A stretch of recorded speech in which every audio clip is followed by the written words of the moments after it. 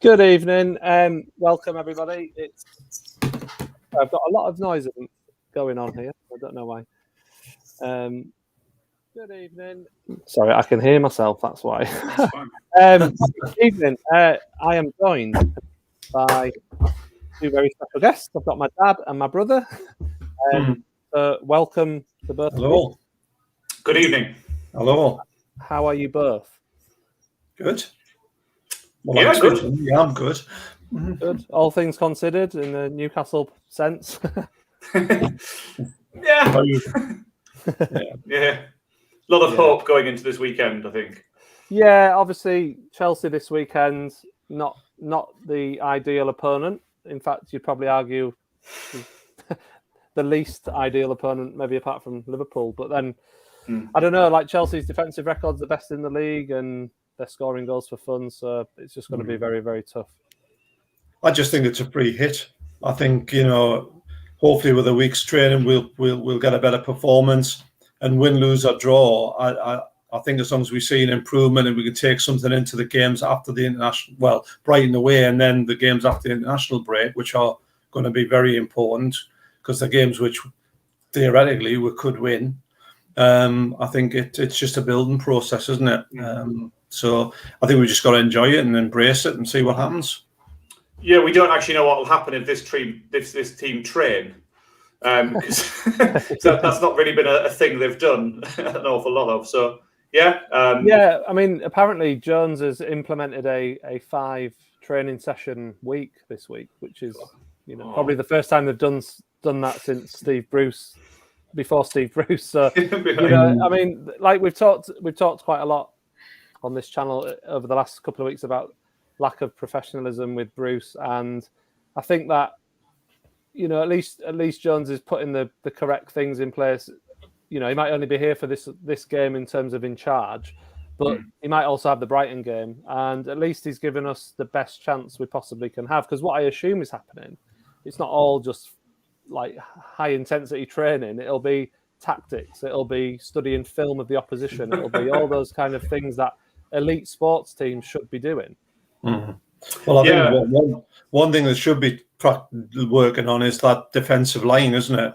And whether we bring back people like Shaw and Fernandez over sort of Clark and the Cells, it'll be interesting to see what the team is. But you would hope that defensively we need to get better. I mean, even when the draw last week, we were at times left hopelessly out of place, and on another day Palace would have beaten us, but they didn't, and we take that point. But I think with a week and working on the defensive shape, then hopefully we'll be a bit stronger in that department. Yeah. I mean, there was a little bit of chatter after the game, the Palace game, in that because there were a couple of slightly odd team picks in that Emil Kraft got a game ahead of Shaw and Fernandez. The more I've thought about that this week, the more head scratching that is. Actually, I don't quite understand what the thinking was in putting Kraft in.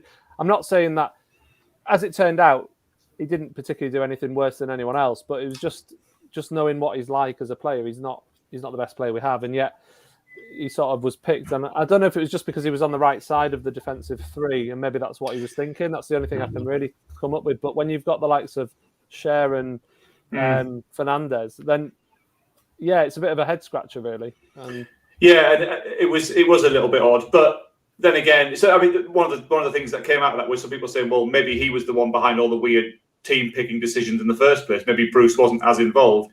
I think after one game, it's hard to sort of make that claim. But we might get a sense that against Chelsea, if there's a couple of other odd choices in the team. But it is what it is, isn't it? Yeah. We're thin on the ground. Yeah, just going to check in with a few people who've said hi. So evening to Jan, nice that you're here, and Abu as well.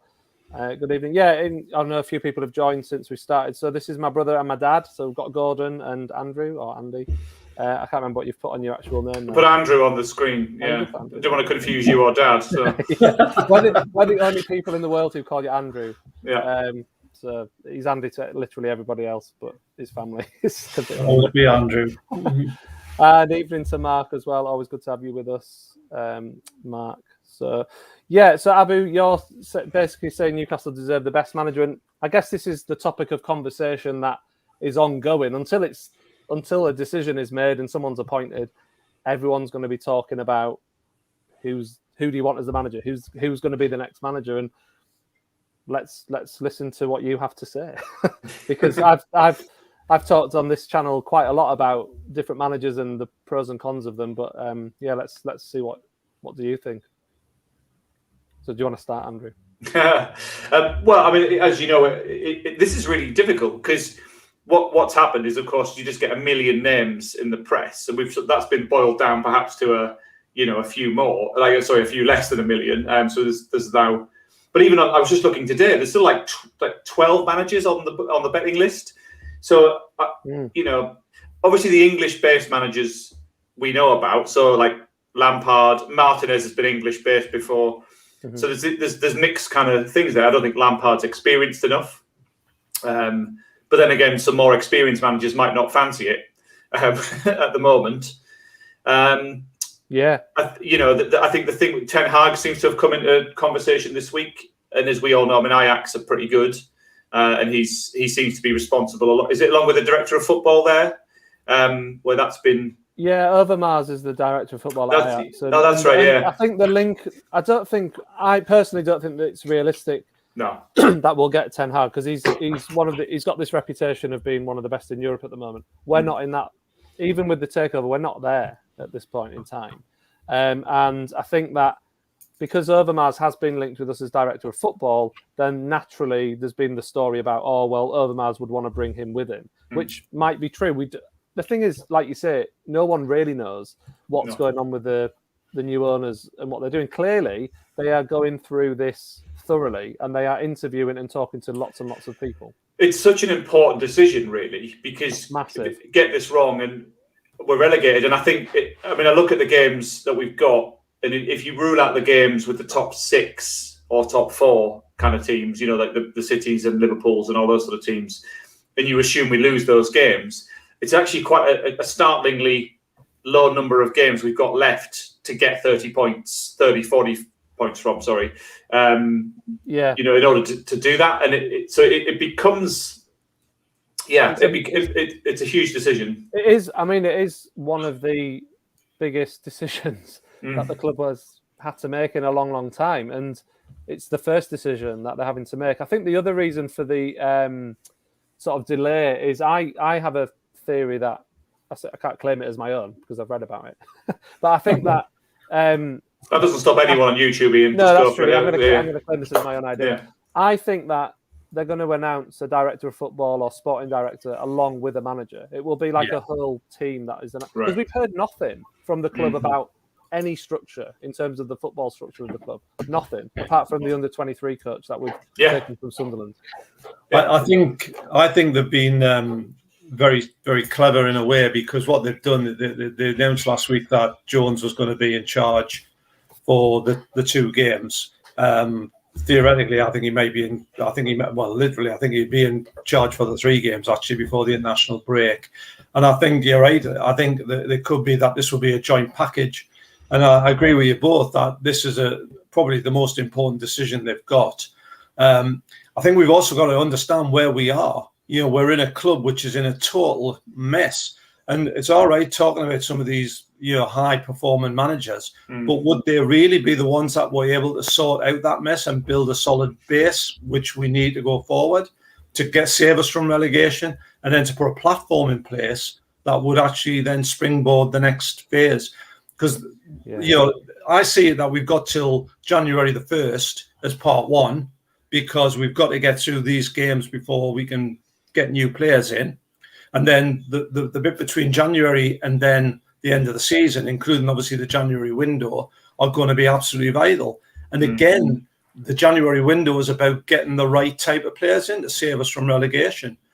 And realistically, they'll get better players than we've got in the squad now. We know that, because half of our squad are championship players who we had 5 years ago. So that's why we're struggling. And really, it's why we've got away with it the last 2 seasons, because we haven't really pushed on. So I think it's a big decision. And I'm not sure some of these high flyers are the ones we need at the moment.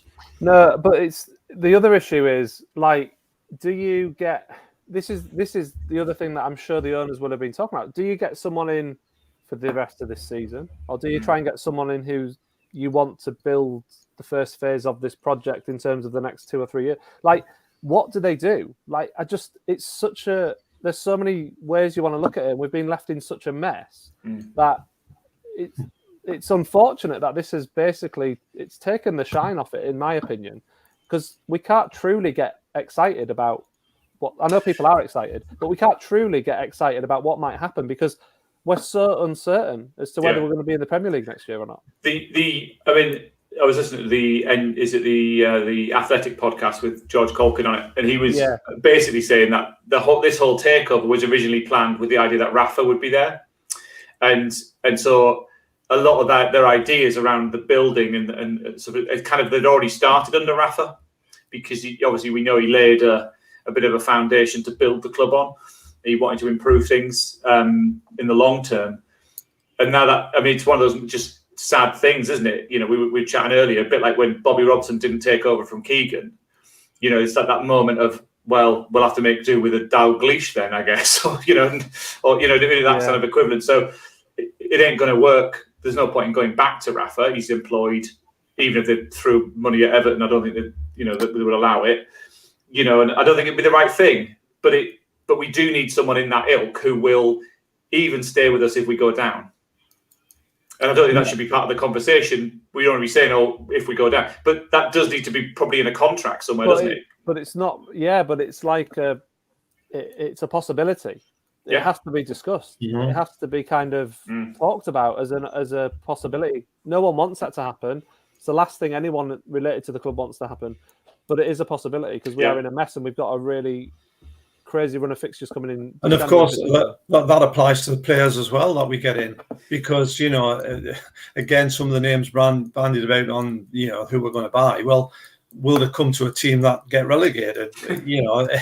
It's about those players coming in good enough to keep us in this division, which is the be all and end all of this season. It's just there's only one goal, isn't there? And that is to survive. I mean, Brian's saying there as well, just talking about, you brought Rafa into the conversation there, Andrew, and obviously there's been rumours this week about possibly the owners going after him. I don't know whether that's possible. Like you say, Everton, I can't imagine we'll want to get rid of him a few games into a season anyway, even though they had a bad result last week. And well, to take the Watford result out of the question, that had their best start to a season. Right, exactly. In years. But Brian's saying here, look, we need a new manager clear, but it has to be the right one. That's what we've discussed. Do we want a manager who can excite us, or is it just, will you take whoever it is at the moment until the end of the season to get us out, regardless of the style of football? Right, Big Sam. God, don't mention him. We could buy him another villa in Spain. Yeah, with his money. I think my own view on this is that if we get any of the names that you put up on the screen there before, I think people will be excited because we've moved on from Steve Bruce and Mike Ashley. And, personally, I'm not keen on Martinez. I may be writing them off, wrongly. But, any of the names, really, it's got to be an improvement what we've had and will excite us because it will give us this hope that we've all talked about to build. I mean, I've mentioned on this program a few times on this channel that I don't claim to be an expert in when it comes to European football, and I'd not really heard of Favre or Fonseca. I mean, I'd heard of Fonseca, but I didn't know anything about his managerial achievements or record or anything before he was linked with us. And reading about him did excite me. The more I think about Favre, he sounds like he could be the one for me personally who has the most kind of he might fit that brief of keeping us up and then building with us. I think he's got that kind of reputation where he's capable of doing that and plays a nicer style of football than what we've become accustomed to over the last 5 years. So there's pros and cons, like you said, Martinez as well. I'm not massively keen on him because his record in England was it's hard, isn't it? Because he did quite well with Wigan, really. But then at Everton, it was a disaster. And then there's always the question marks about his defence, and that's something we cannot get wrong. We need someone who's going to come in and improve that defence. Yeah. Let's just go to some. So, Peter, good evening to the Smith family. Evening, Peter. Nice that you're with us. Surely the international break is a perfect time to announce a new manager, or even better, in the crowd at Chelsea. I don't think there'll be, unless there's an announcement tomorrow. I don't think there'll be anyone obviously in the crowd at Chelsea, but I do think that it's coming to a head. From what I can tell, I think it was always the case that this was going to take a couple of weeks, and Staveley sort of said, these decisions will be made, but we're not going to rush into stuff. And I think they realise the importance of this decision, like how important it is to get this managerial appointment correct, and which is why I think they've probably cast quite a wide net. And I think that they are properly going through an interview process with, probably about half a dozen people, and they will make a decision based on who was presented to them and sold themselves the best. Yeah. I think it's interesting, isn't it, this week that there hasn't been a lot of communication from the club, but there's not been the jumping up and down on Twitter that there normally is. People are just quite relaxed about giving them the time because of what they announced about the management position being temporarily filled, to give them that time to do what you say and to actually take into account all candidates and really go into the backgrounds and see and make a decision based on what they think is going to be right for the club, but also about who will work with the director of football, which they want to put in place as well. Yeah, and this is what I'm saying. Like they've not made any decision. They've not made any announcement about anything to do with the football club other than the under-23 manager. Really, Staveley did that initial burst of interviews when the club was bought, and then we've not really heard anything from her or anyone at the club for now, over 2 weeks. And to me, that's not a problem. I'm not worried about that. I'm not concerned about that. I know that stuff is going on in the background, and I just hope, because I don't know, I'm trusting these people, but I hope that I hope they make the right decision. But hopefully they've got a lot of knowledge amongst themselves, and they can be guided into a good decision. Yeah, I mean, you don't want the owners of your club in the press every week giving statements. That's not what they do. I know it's a slightly strange time given the takeover and everything, but you want them to put out their, they put out their vision. They've got to do some work, and clearly there's not a lot of club left, and they're probably working out what they're going to do. But at least we know they're interviewing people, which is good. Because I think the Mike Ashley approach was, are you cheap and will you just about keep us up? Will you, don't slag me off in the press or ask me for money. That was essentially it, wasn't it? Just do what I want you to do and don't cause me any trouble. It didn't matter what your credentials were, really, because he'd employ anyone. Gary's making a bit of a point here, maybe a counterpoint to what we've been saying, so maybe it's worth addressing. Evening, by the way, Gary.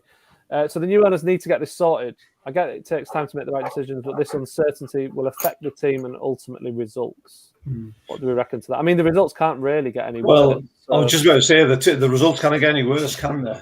I think, as I say, I think that this short-term thing up to the international break, I'm not too worried if we don't have that announcement. I think I'd be worried if we go into the Brentford game after the international break with the same situation.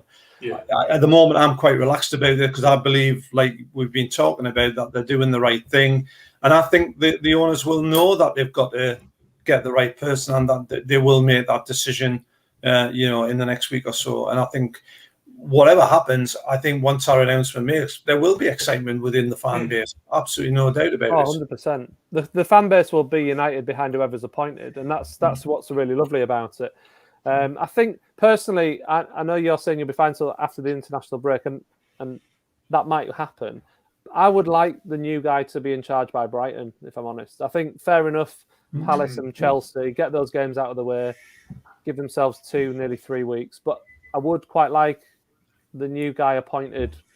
I think what you might see there, then, Ian, might be that he might be sat in the stands. But that's fine. That's what I mean, though. Like, I kind of, that's okay with me. But I feel like I don't know. I don't know why. I just think that would be a really good thing to happen. I think it would give everyone a boost, and I think it would be a game because Brighton's not going to be an easy match, but having a new guy that could give the team a boost, and in terms of like, the new guy's here, let's put on a performance. Yeah, let's all be together under this new direction and see what happens. But so I would like the person to be in there by the Brighton match. But is he off? Oh, he's getting his cup of tea. Cup of tea. Sorry, I thought you'd had enough. I thought Man was going to get involved there for a minute. Yeah, I don't think Man wanted to come in. Yeah. I agree. I mean, like again, no one's really expecting us to beat Chelsea. They were phenomenal the other day. I mean, yes, it was Norwich, but Mason Mount really, really caused them a lot of problems. That concerns me. Our record at Brighton is horrendous. Anyway, so anything we can do to improve the mood ahead of that might be a good thing. I think I'm in agreement here. This is a time-sensitive thing. Then the guy needs time. They need to be able to assess, and then they need to be able to They need to get some transfer business done in December so they can sign them in early January. Yeah. We need players to come in the first half of January. That is a really good point. You made loads of good points. There's two main points that I would agree with. One, the new guy being in ahead of Brighton will allow him, even if he's not in control of the team, he can assess the players. He can get to know the players from that point, get to see them in the game environment, and then that would be good. And then he'll have the international break to then work on how he can address all that stuff.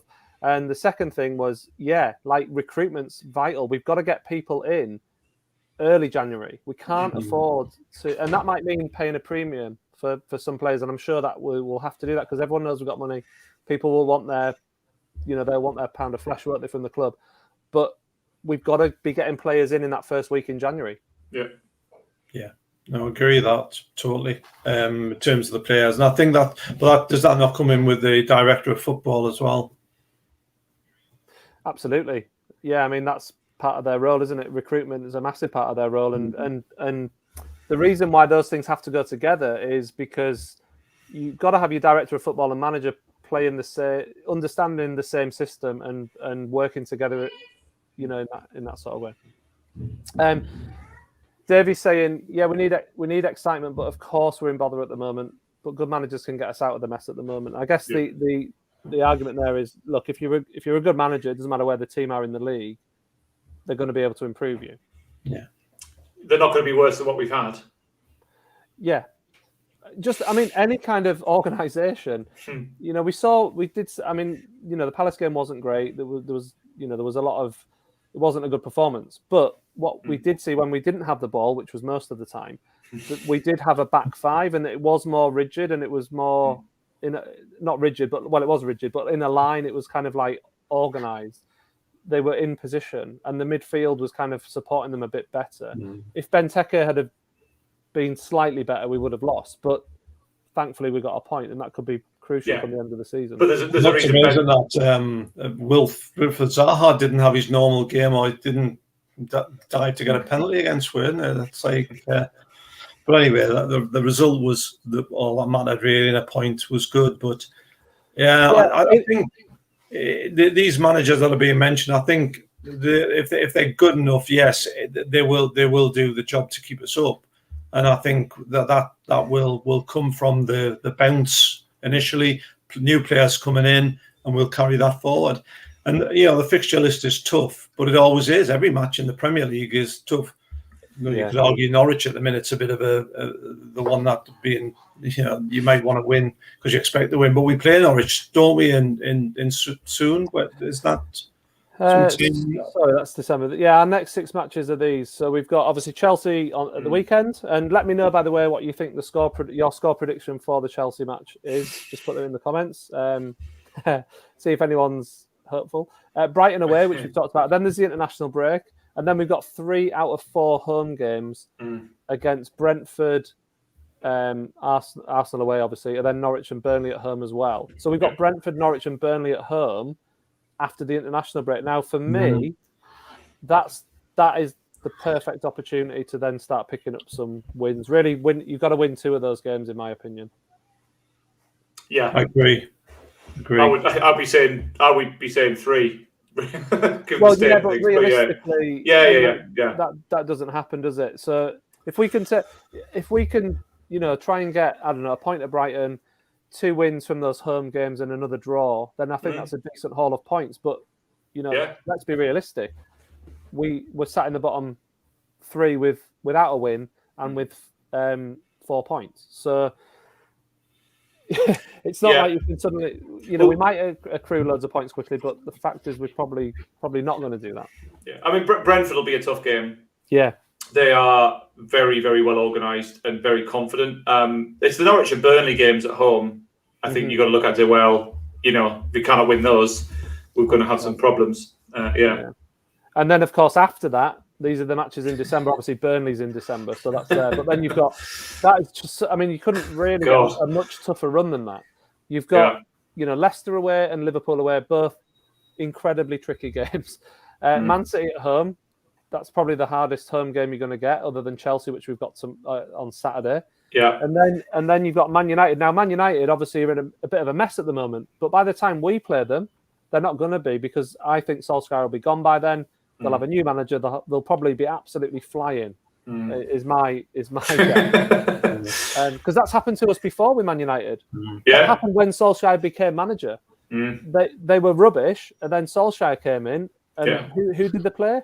They played us, and they hammered us. Well, it's like this season, Ronaldo had his debut, didn't he? That's right. Of course, he scored twice. Just unreal. Just like Newcastle just roll over for anybody. Yeah, I mean, Man City scare me. And it's like when you watch Man City, it's like watching. It's a Galacticos kind of thing. You kind of can't help but admire it when watching them move and pressure and play forwards and stuff like that. The way Mahrez and Sterling and Jesus and all those little guys play, they're just unreal, and it's amazing to watch. But I mean, if Emil Kraft's still in the team by then, would be that'll be a 7-0, So yeah. It's a frightening December. The thing is, the other thing to remember is our appalling Christmas record. We never win matches at Christmas, do we? It's like, it's a festive tradition. We've talked about this over the years. So they give us all the hard games anyway, so then we might as well just lose them. Yeah, to be honest, it's better to lose your harder games over Christmas, because if you're going to lose them anyway, just get them. Because actually, the run of fixtures in January is kinder. I've not created a slide or anything for that, but it is a bit kinder. So yes, because what could have happened, of course, we could have those 3 games, like you said there, Liverpool, Man City, Man United. They could be in January when we get more new players in, and maybe they would have been not the games we would wish to have. Bringing in new players. So it's all it's all hypothetical in a way, and it's all you never know what's going to happen. But, yeah. Good evening, Paul. Thanks for joining us. Davey says, personally hope a director of football and manager will come in together. Yeah, I think that will happen. Peter's not feeling confident, feeling an absolute drubbing coming against Chelsea. I've predicted 3-1 to Chelsea. Mike, when I've researched this match, I really feel like this is as bad a matchup as it could possibly be for Newcastle. It's kind of, Chelsea have conceded 3 goals. We have scored a few goals. To be fair, it's not we're not near the bottom in terms of goals scored this season, but every other aspect is just bad for us. Like Chelsea have had 14 players score a goal for them this season, and their wing backs terrify the hell out of me. James and Chilwell have scored 5 goals between them, and it's just mad. It's just absolutely crazy. They just spread their goals all over, and I don't think Lukaku's playing, but I don't think it matters. Well, they scored 7 without him the other day, didn't they? So exactly, and he's only scored 3 goals this season. I don't think anyone scored more than 3 for Chelsea this season. Yeah, well, Mount got the hat trick, didn't he?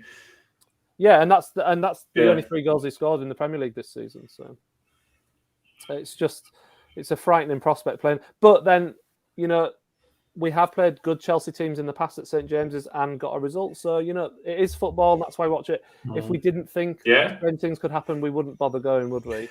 There's no. I think you look at all those fixtures that you put up on the screen, and there'll be some surprises in there. Yeah, there always is. Like we'll lose to Norwich. Yeah, but then and Burnley, Liverpool or something. Yeah. So, given the choice, would you prefer a new manager in the stand on Saturday or the Sports Direct signs out? What would you go for, Dad? New manager. Yeah. Yeah. I think The Sports Direct signs, you know, they're a reference back to a dark age, but they'll go eventually. Yeah, But I think people are getting. I understand it completely. Look, we want rid of every memory or sign of Ashley that there's ever been. I've said his name again on my channel, Dan.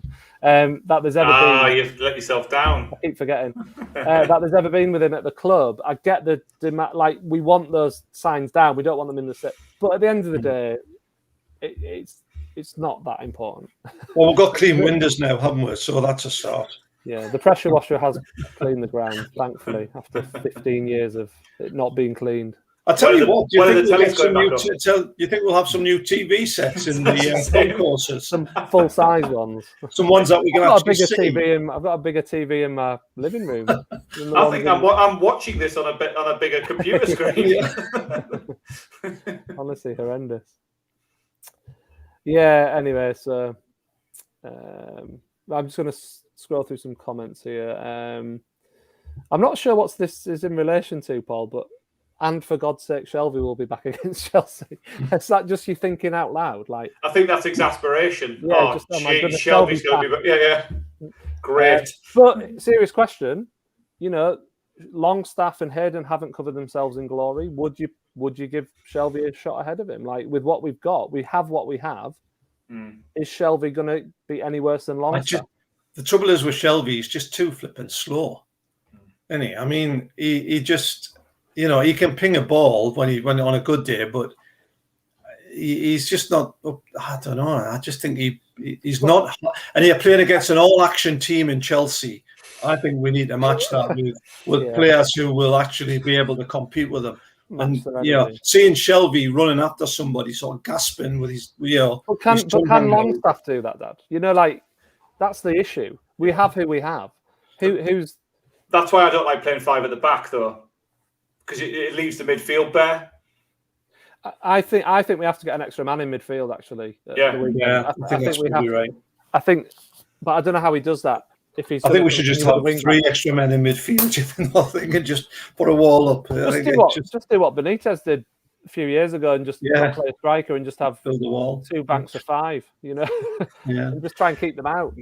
I like a 4-5-1 sort of thing, or a 4-2-3-1 if you want to be fancy about it. But I just think if you've got a back 4, but you've got 2 midfielders in there to hold, a bit like England did in the Euros, you know, when they played with the back 4. I'm not saying we have those players, but I think the other issue, isn't it? Like, do we have the players to fill that role? Like. Okay. Well, so last night, Mark Noble played a whole 90 minutes for West Ham. Mark Noble's 36 now, or 30, 34, but he can't run. He's like Shelby, he can't run anymore. Yeah. But he did a whole game, but he was playing in that position where he wasn't required. All he had to do was just sort of kick Man City players as they sort of approached the box. And that was sort of his role last night. And I think as long as you've got someone who's got a bit more energy next to him, and then you've got your attacking players, provided some of them cover back, which is, again, some of the issues we have with with some of our forward players, like Alan Saint-Maximin, for example, who doesn't track back. But as long as you've got the team drilled to do that, I think that's a more solid formation, because ultimately you're playing a back 4 with another 2 in front of them. But whether we've got I don't know, they haven't been coached, have they? So I think I would like to see Almiron in the team on Saturday, because I think Almiron's work rate, and he's working up and down. I mean, and his energy could be important to us in that respect. Again, to compete, because will we see much of the ball on Saturday? Well, we haven't seen much of the ball for 5 years, really, have we? If we're honest. No. For a football team. Team. The ball much. Even under Rafa, we always had less possession than the opposition, and it's just been exacerbated this season, hasn't it? I mean. But then I was looking at the stats for last night's West Ham game, and they only had about 30-odd% of the possession. Did I get that right? I mean, so it's not all about possession, is it? You can have a lot of the ball and score. Classic thing, isn't it? I think we just got to be able to compete and really work hard. I think on Saturday, and just see what a breakaway. And the one thing we have got is Callum Wilson. And the one thing that's proved to us this season, he needs one chance and he'll score. You know, he's been excellent in. Well, I mean, from limited chances, he's been absolutely deadly. He saved a point for us on Saturday. Yeah. That was a goal from nothing, and to have the audacity to do what he did, and it was just incredible. The guy is amazing. Yeah, if you look at his goal against Tottenham, I mean, his movement, I mean, it was sheer-esque, wasn't it? It was across the defender and the power of the header. Fantastic. It was absolutely mint. I mean, I know the cross was good as well, to be fair, but he was just, we haven't had that type of player, have we, for a year or two? No, I mean, he's the best centre forward we've had since. ... Finish that sentence. Demba Ba. Yeah, possibly. Yeah. We haven't had other ones long enough. That's the thing. I mean, Cisse wasn't in the same kind of. Cisse had like a really good season, didn't he? Season and a half, and then tapered off quite badly. But yeah, I don't know what other people think. You know, Wilson, the best centre forward Newcastle have had since who? Who would you say is the best one we've had since? Because Michael Owen. So I'm wearing my Michael Owen shirt tonight. We don't mention his name on the channel either. Peter says, how would you feel if they came out and said Jones was keeping his position as caretaker until January? I'd personally be crying my eyes out on Bedlington High Street. And I reckon I think I'll be there joining you there, Peter. Mark agreeing with us. You can see us picking up points against Chelsea and Arsenal, but dropping them against Norwich. Typical Newcastle, but that is football, isn't it? Bedlington High Street makes me cry on a normal day. So there's not as many pubs anymore. That's part of the problem. Used to be quite a lot of good pubs on there. Jan thinks, forget the December games, get 9 points before these games and we'll be okay. That'll put us on 13. I heard people talking about this, like how many points do we need before January? My answer to that is simple. It's however many the other teams get around us. That's what we need. We need to be not adrift. Them. Yeah, we just need to not be adrift. And you know, we need to be within 1 or 2 points. We need to be within one win of like 3 or 4 teams not in the bottom 3, in my opinion. That's what I think. Yeah, easy, no problem. But people might panic this weekend because if we lose to Chelsea, Leeds have a very winnable game against Norwich, and Burnley have a game against who are Burnley playing? I can't remember, but they've got a game that they could protect. They're at home to Brentford, so you know they've potentially they might pick up a win. You know, Leeds we could be 6 points adrift come the end of Saturday and Sunday, and I think people just need to not panic if that happens because there's still 29 games to go. You know, there'll be ebbs and flows. So Rafa will give us 3 points in his final game as Everton.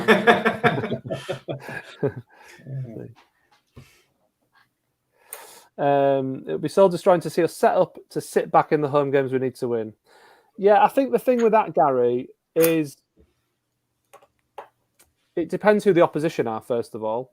But also, you know, we still have the squad we have. And I actually think we've got enough attacking talent in that squad. If the new manager can come in and actually just pick them in the right position and play them in the right formation, I agree, we could probably be more of an attacking threat. And that actually could be the best form of defence for us going forwards.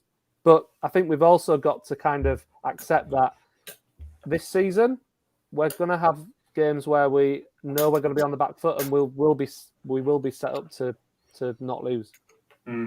The problem we have, though, isn't it? And it's been we've talked about this many times, is that we never control a football match. You know, even ones which we win, you can never look back at the game and think we bossed that game. We are the ones that, you know. And what happened against Tottenham was typical, wasn't it? We scored a lot of goals. We scored the goal early on, and then we just lost our way, didn't we? Yeah, sorry, Dad. I wasn't listening to you then because Paul just that comment made me really laugh. Yeah. He's not wrong, is he? Yeah. I mean, Shelby's got to be, people talk about who would you get rid of first in January. Shelby's got to be quite high up on that list. He's earned and his do you money know out of the what? club. Judging by Shelby's comment, I think Shelby knows he'll be out the door because he said, didn't he? I'll not be around to see the glory days. No, you won't. He'll be one of us once. 3 years ago, man. He might not be around to see this season's inevitable relegation. I think to get him off to Portsmouth or something. Yeah. He'll finish his career in the Championship, won't he? This is something that people have discussed as well. You know, obviously we've got it's not just one owner now, is it? It's a consortium of people making decisions. Do you think that's slowing the decision-making process down, or will Pip have the final say on everything? Well, again, I quote the great George Culkin here.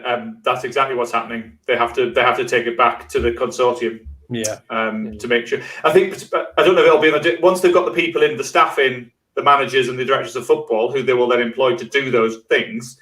But I think at this point, it has to go back to the Saudi Arabian boardroom, doesn't it? Yeah, I think this is my view, and I've got no basis for this other than it just is logical to me. I think that at the moment it is slowing things down, but I think it's slowing things down at the moment because there's not the structure in place for decisions to be made. And so it's behind the scenes, I imagine it's a bit of a mess at the moment. And these first 2-3 weeks that they run the club, that's what they're putting in place. They're putting in place, you know, structures and people and employing people and putting people into the roles that they need them in to be able to sign off decisions more quickly in the future. So once that's in place, I think that the club will then run very, very smoothly because there'll be a board who make decisions. And most of the board will be PIF members, and then Staveley will be on the board, and Jamie Rubin will be on the board and whatnot, and that's who will be making the decisions day to day. And once that's in place, then it'll become much more efficient. I think the other thing we've got to remember is we've said all night, isn't it, that this is a huge decision for this football club to get the right people and that structure in place at the beginning. So therefore, it stands to reason that the owners and things being referred back, that it's talked about and discussed, and not just going off on a limb and saying, right, we'll point that one and that's it. So I kind of understand why it is this sort of process now. But like you say, and I think once this is done and we start to run like a proper football club, because let's face it, we've not run like a proper football club for 14 years, have we? And I think that will be evident that it will become a lot smoother process in making the decisions, and hopefully we'll be winning football matches and there will be no decisions to make. And it'll just be a recruitment cycle. Mark's saying that he doesn't think that's holding it up because the deal was done very quickly. They can move when they want to. I think they're just not rushing the decisions, which is another possibility. It could well be that, but I do think that I think there's some stories going to come out about the Ashley era, and we'll. I don't think we realise how bad it has been, even though we know it's bad. I think in time those stories will come out about just how shambolic the whole thing is. I agree. There's already kind of quotes really that he took the metaphorical carpets and light bulbs with him when he left, sort of thing. There literally is nothing apart from Lee Charnley sat on a chair, I think. No one runs a department. There's no budgets. No, that's no one knows what they've got to spend. It was all just run through Charnley and Ashley.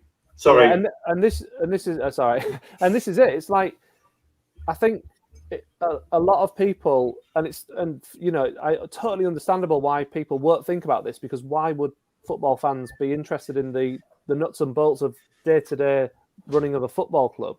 But it's literally those things that make a club run properly. And if they're not there, they're just not there, then of course new owners coming in without any structure are going to find it difficult just to get stuff done because there's no people there to do stuff, We never planned a transfer window unless the plan was don't buy anyone and sell some players. Yeah. Which was most of the time, That was the plan, wasn't it? Don't buy anybody. So just going back to happier things, we sort of set it up with Callum Wilson is the best Newcastle striker since, and then whoever you think. So Mark thinks that Wilson's actually better than Demba Ba. Yeah, great. So he thinks the best since Shearer, which I think I'd agree with that. If you don't think that he's better than Demba Ba, then because Ba was probably the best one since Shearer, wasn't he? He was brilliant, Demba Ba, wasn't he? He was a canny player. I think the exciting thing for me is that we've got the best of Callum Wilson to come, as long as he can stay fit, because I think in a better team who are giving him more chances, I think he'll ratchet up quite a lot of goals. Some players haven't got a chance. I mean, like Rondon had real potential, didn't he, with Rafa there? He's obviously signed in for Everton since, hasn't he? But Rondon was good, so as we could tell. I think he fitted our system, didn't he? Well with Almiron. Yeah. Well, unfortunately, we didn't get to see much of that, did we? No. It wasn't long enough because Rondon went and Rafa went, and anyway, it's another time, wasn't it? Wilson needs to stay fit. This is the worry. We have to keep Wilson fit until January as a minimum. I want him to be fit all season, obviously, but if he's not fit, if he gets injured between now and New Year, that's going to make our life even harder than it already is, because we don't have a good backup. So David's saying Almiron and Willock would both start, Wilson and St Maximin, and like to see Jamal Lewis start. And maybe if it did go to a 4 at the back, Lewis might come in. It would be interesting to see some of these players who Bruce has, not treated particularly well or fairly. I just think it's a clean slate for everybody. That's my view, because I think Jamal Lewis can't be as bad as we're led to believe. I think part of it's circumstance and the fact that he was playing under Bruce and what have you.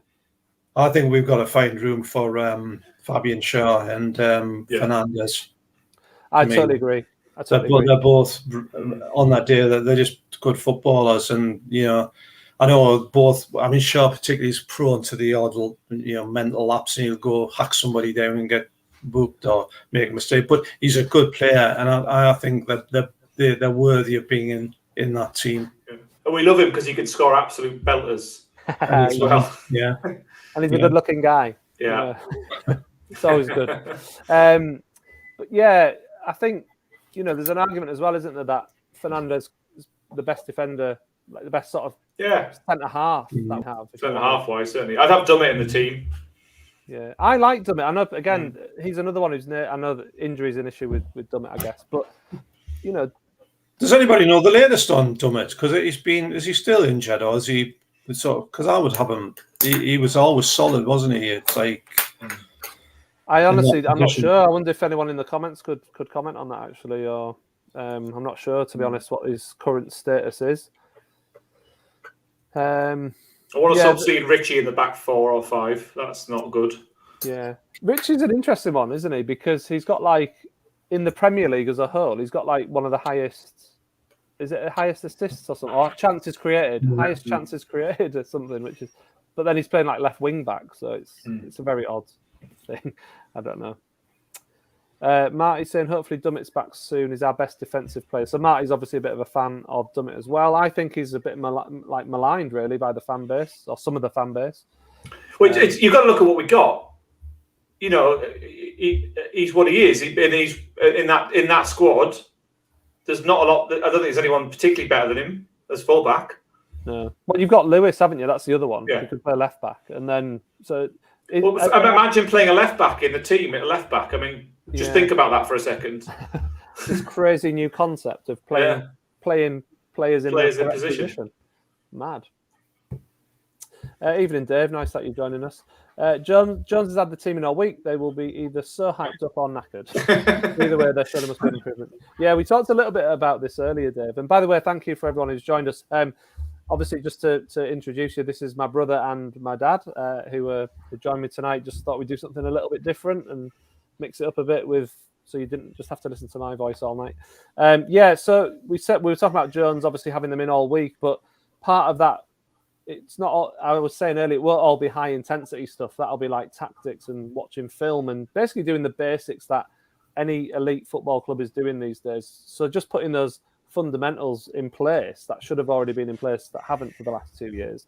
But yeah, there should be an improvement against Chelsea, even though Chelsea were a very, very tough opponent. Paul says, glad they're taking their time. Too many rush decisions being made in the past. And I couldn't agree with that anymore, because I think, yes, it's frustrating in a sense that, although I do get the feeling that most people are quite relaxed about the managerial thing. Now that Bruce has gone, it was more important that he went rather than we brought someone in immediately. I think that in time, we're going to be so grateful to have owners that are measured and considered in their decision-making.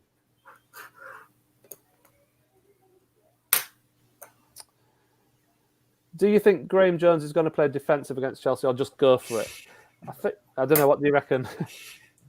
Back six. Yeah. I don't know. I mean, I think it'd be like Genk last week, Andrew. He'd have a back eight. Yeah. yeah. I think so. I think I imagine I think his instinct is to probably build from the back. So if he can get a point from this game, I think they'll see that as massive. I don't think he can possibly just go gung-ho at Chelsea, because otherwise I think we'll get murdered. Yeah. And if you look at the graphic on the screen, like, that's what we're playing against. You know, let me just get rid of that ticker thing. You know, Chelsea have scored 23 goals. They've had 14 different goal scorers. You know, five of their defenders have scored goals this season. Literally, the threat is from everywhere on the pitch with Chelsea, and I think if you go all out at them, you end up like Norwich last week. They've got an amazing keeper. Yeah. Well, the best defense in the league as well. You know, they're just such a good team. I mean, it's going to be a hell of a title battle this season, by the way, between Chelsea, Man City, and Liverpool. In my opinion, I think I think Liverpool might fall a bit short, but I think that Chelsea or Man City. It could be any of those three. I mean, I'm guessing the answer is no here, but have they had a stinker of a game this season yet? Not that I'm aware of. So you might want to hope that. Is that our best hope? Well, I just sort of think, I mean, under Lampard last year, they did all right, and then they would have some couple of games where they just look bang average. But since Tuchel's come in, they're just brilliant. Yeah, I like him a lot. Yeah, me too. I think he's just got them so drilled and organised. And this wing-back system they have, like I say, Chilwell, and my biggest concern is the width that they play with and the pace that they have at wing backs. And Chilwell and Reece James are just insane. Like, it's scary. It's scary, actually. But to answer that question, I think we'll play defensively with solid as we can be, and hope to use maximum to break, and with Wilson up front. I think that's the way it'll happen. And as I said before, I'd like to see Almiron in the team, because I think he can cover the ground and he can get forward. So he's going to be important to us, I think. Almiron and Willock. I don't know why they were missing. I'd like to see Willock played in his proper position rather than in the middle. Yeah, he's playing in the middle. Yeah. Apparently, Willock's carrying an injury though. That's the worry, isn't it? I've heard that as well. So, why is he on the bench then? Well, I guess out of like panic in terms of like the pressure of needing to play your best players. I don't know. I don't know quite how bad an injury he's carrying, or if he's getting through with like injections or something like that. But that's never a good strategy long term, is it? I don't think so. I don't know. Peter, I saw this footage out of St James's Park today. I think it was. It was definitely Alan Shearer, and I think it was Gary Neville, and I think it was for Gary Neville's YouTube channel. The overlap. That's what people are sort of seeming to think. So, because Neville, our new director of football and manager, Shearer and Neville. Gary Neville's the new head coach. Oh man. The Valencia fans would not be wishing. It's like, did you see Souness and Carragher ripping it out of him the other day? Yeah, it was literally just laughing in his face. The whole studio. I thought there was a point where I thought he might cry. It was like watching someone be bullied, really. Yeah, at one point there was literally 4 of them in the studio, all just openly laughing at him. If you've not seen the clip, go and find it, because it's quite cruel, but we've all been there. So yeah. They're as good as we are bad, yeah. Dummett would injure his wrist picking up a cup of tea. Yeah, this is the issue. This is the issue. These fragile players.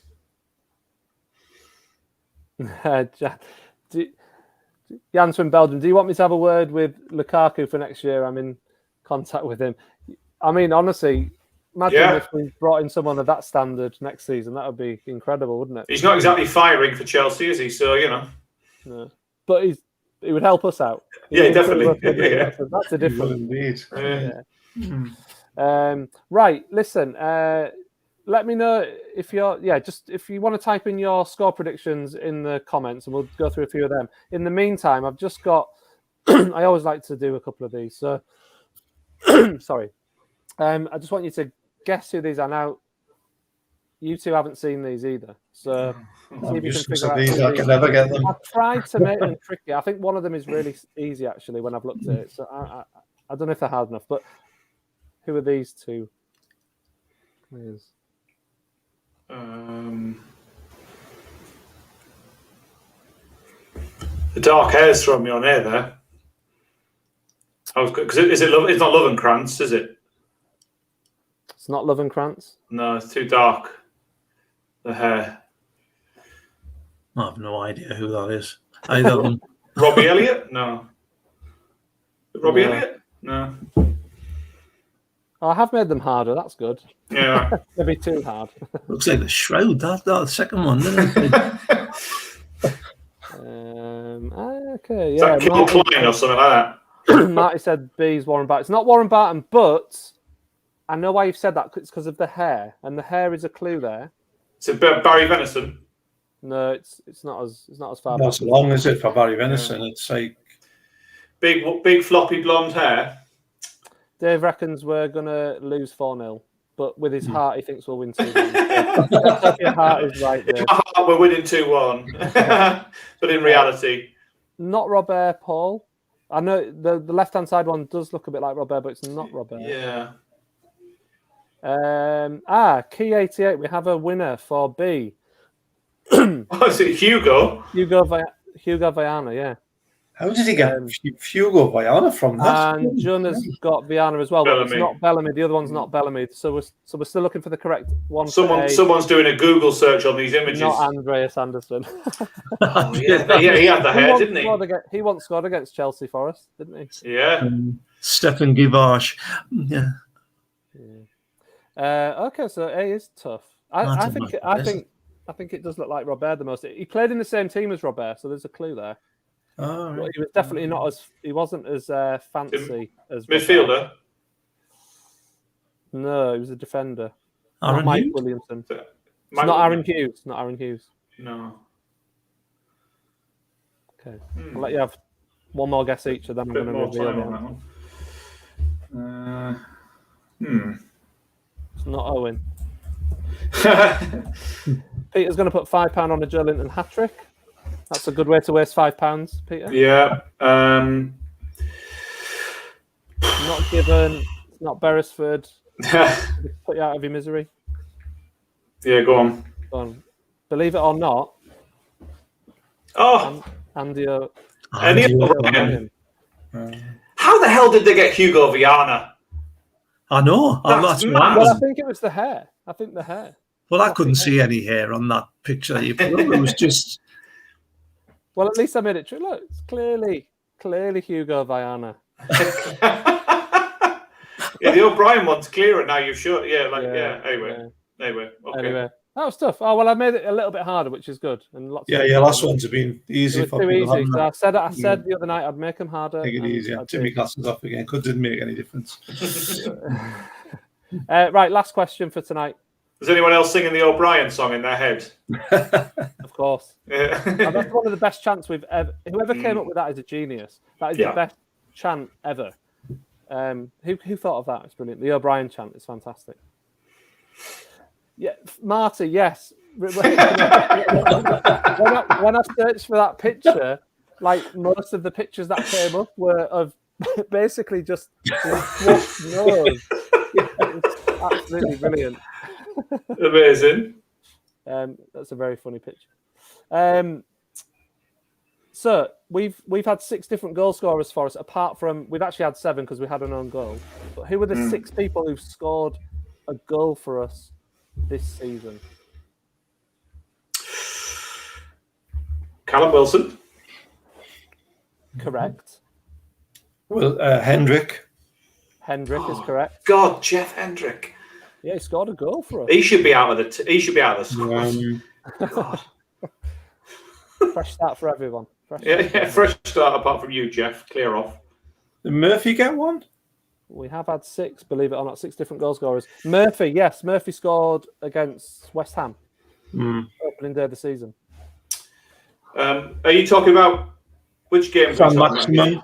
Just all season. Sam Maximin. Yeah. Mark's got 4 of them there. Wilson, Sam Maximin, Murphy, Hendrick. Manquillo, yes. Man United. Good one, Andrew, yeah. And Marty's got the last one. Longstaff. Longstaff. Yeah. Watford. Well done. Hendricks, yeah. Yeah, absolutely. So Hendricks. He wishes he was Hendricks. Jimmy. Yeah, well done. There they go. Wilson, Murphy, Sam Maximin, Manquillo, Longstaff, and Hendrick. And then we had an own goal, which was the Tottenham guy. I can't remember who was the guy who plays for Tottenham. So there you go. The own goal against Dyer. Dyer, that was it. So there you go. Right. So I think we had a couple of score predictions. I don't know if I clicked them up or not, but most people predicting we're going to lose. Understandably, I think it's going to be very, very tough. And we just got to hope we can get. I mean, if we get a point, it's another bonus, isn't it? And I think that's all we can hope for. Before we go, what are your score predictions? Andrew, we'll start with you. 3-0. To us? No. Joe Linton hat-trick, just like Peter says. Yeah, 3-0. What do you reckon then, Dad? 4-1 to 4-1. Chelsea. Yeah. I've said 3-1. Paul agrees with you. 4-1. Hoskus is saying 3-0. I'm guessing to Chelsea. These are all 4. It's just probably couldn't be more tough, could it? Isn't that some mad stat that we've actually managed to score in every game bar 1? Is that That's right? Yeah, there's only one game we failed to score in this season, which is amazing, really, isn't it? Yeah, Burnley. The cup. Yeah. So there we go. We'll see what happens. I'm going to be in St James's Park on Saturday, along with you. Yeah, which is nice. The last game I saw there was the Burnley game before lockdown, which was the most tedious of 0-0 draws. Wow, that's crazy. I mean, I've only been to the Sheffield United game, which was when it was like 12,000 people there. We'll see anyway. Asif is saying 1-0 to us. They've had to dip, and I'm hoping this is the one. Let's hope that Chelsea have a bad day and that we can nick a win or a draw. I'd be very happy with that. But anyway, that's it. Thank you so much, everyone, for joining us. And don't forget to sign up for my newsletter. That'll be dropping tomorrow morning into your email. It's completely free. Just sign up in the description box below. There's a link in there that you can click, and you can read my newsletter from last week and the week before as well. And that's great. So it looks like Andrew's already gone. So it does, doesn't he? Yeah, he's gone. He's had enough. So I will sign off, and I'll see you on Saturday, Dad. Cheers, Ian. Thanks everyone else for joining in. Thank you. Good evening, everybody.